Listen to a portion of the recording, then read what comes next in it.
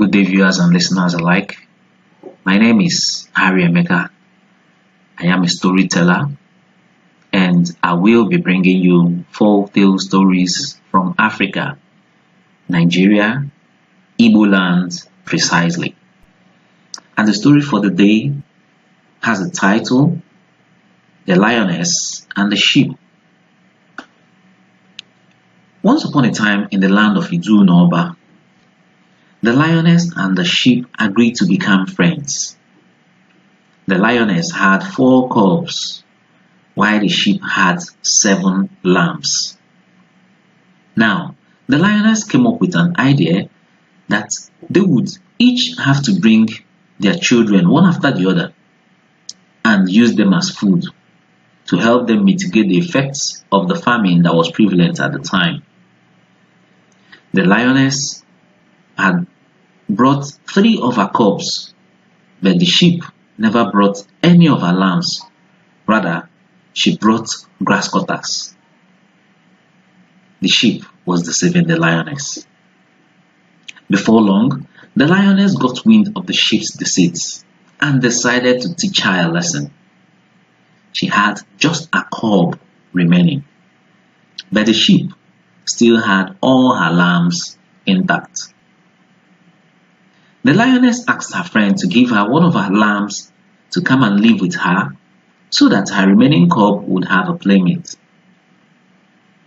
The sheep assembled all her lambs and asked them a question.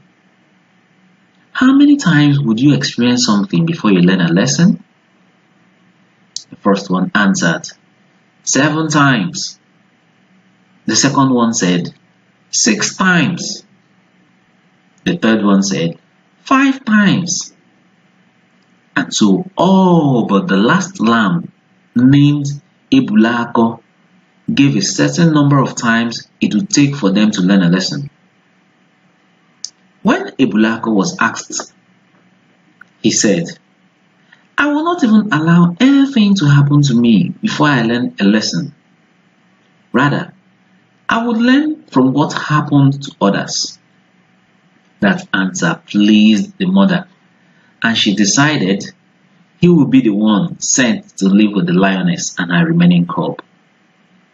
She further instructed her child to be on the lookout for some telltale signs about the lioness' sleeping pattern.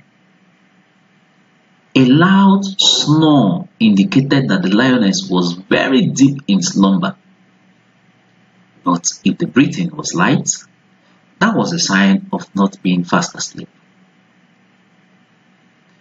At night, before going to bed, the lioness wore Ebulako a black cloth and wore her cub a white one.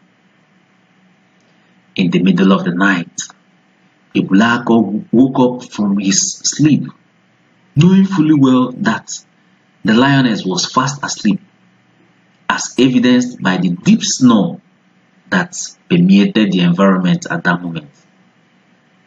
So it removed the white cloths worn by the cub and wore them, and wore the cub the black clothes it had worn earlier on, and went back to sleep. Before long, the lioness woke up and attacked the child wearing a black cloth, not knowing that it was her cub, her only remaining child.